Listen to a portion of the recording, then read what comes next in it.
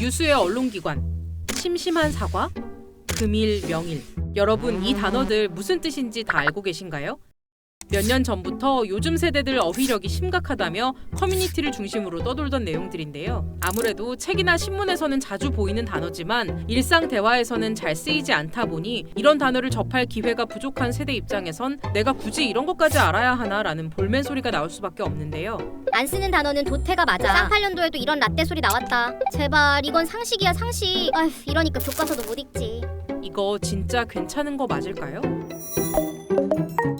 최근 교육 현장의 말을 들어보면요. 실제로도 요즘 학생들의 학업 수준이 예전만 못하다는데요. 실제로 학생들이 어휘력이 좀 많이 떨어져 있긴 해요. 시험 지문에 천도라는 단어가 있었는데 수도를 옮긴다라고 하면 알아듣는데 애들이 천도라고 하면 또 모르더라고요. 학생들이 기본적인 단어도 모르지만 추론 능력이 진짜 많이 부족해요. 긴 글을 안 읽으려고 하다 보니까 학생이 용접도 알고 기사도 아는데 용접 기사가 뭔지를 모르더라고요. 교과서에 실려있는 초보적인 수준의 사료도 읽으려고 하지 않는 게 약간 문제인 것 같고, 아무래도 어휘가 부족하면 문장 이해가 어렵고 문장 이해가 어려우면 글 전체의 요지를 이해하는 능력, 그러니까 문해력도 함께 무너질 수밖에 없잖아요. 문제는 이렇게 문해력이 떨어지면 기본적인 개념 설명이나 지문, 문제 등을 해석하는 데 어려움을 겪게 돼 학업 성취도에 큰 영향을 미치게 된다는 점입니다. 교육부에 따르면 2014년부터 10년간 기초학력 미달률은 실제로도 많이 증가했는데요. 중학생의 경우 국어에서 미달률이 4배 이상 증가, 고등학생은 상황이 더 심각해서 2014년 1%대였던 국어 미달률은 2023년 무려 8%까지 상승하며 역대 최악의 수치를 기록했죠. 대체 지난 10년 동안 무슨 일이 있었길래 이런 결과가 나온 걸까요?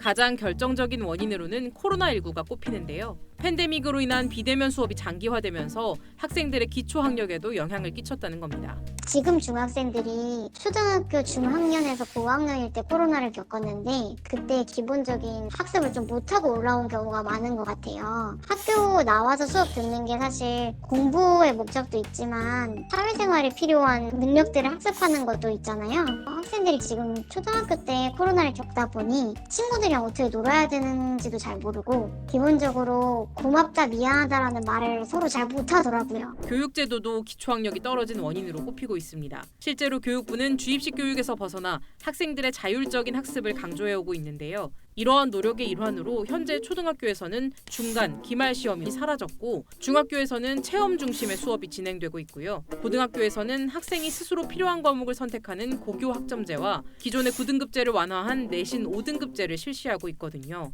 물론 학생들의 학업 부담을 낮추고 어릴 때부터 진로와 적성을 탐색할 수 있는 시간을 준다는 점에서 긍정적인 평가도 나옵니다. 하지만 그렇지 않은 학생들은 오히려 학습 동기를 잃고 방치될 수도 있다 보니 일각에선 자율성을 강조하는 교육제도가 오히려 양극화를 부추기고 기초학력 저하를 일으키는 것 아니냐는 지적도 나옵니다. 잘하는 학생들은 벌써 선행학습 끝내와서 조기 졸업을 희망하는 학생들도 있고 반면 기초학력 미달인 학생들은 점점 늘어나고 있고 초등학교 때 뭐 배웠어 물어보면 그냥 놀았다라고만 답해요. 그래서 초등학교 때 좋았다. 중학교 2학년에 와서야 처음으로 시험을 보거든요. 그러면 그 전까지 본인의 실력을 확인할 기회가 없어요. 그러다 보니까 본인들이 되게 잘하는 줄 알다가 중학교 2학년 돼서 또 충격을 받는 경우도 많더라고요. 실제로 일본도 입시 위주의 주입식 교육에서 벗어나겠다며 학생들의 개성과 자율성을 강조한 유토리 교육이라는 걸 시행한 적이 있었는데요.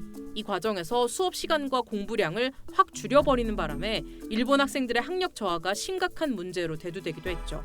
물론 이러한 이유 말고도 세상이 변한 것도 한몫했습니다. 당장 20년 전만 해도 정보를 얻으려면 책이나 신문부터 꺼내야 했지만 이제는 요약된 정보를 영상으로 쉽게 찾을 수 있으니 그만큼 스스로 읽고 생각하는 훈련은 줄어들 수밖에 없었고요.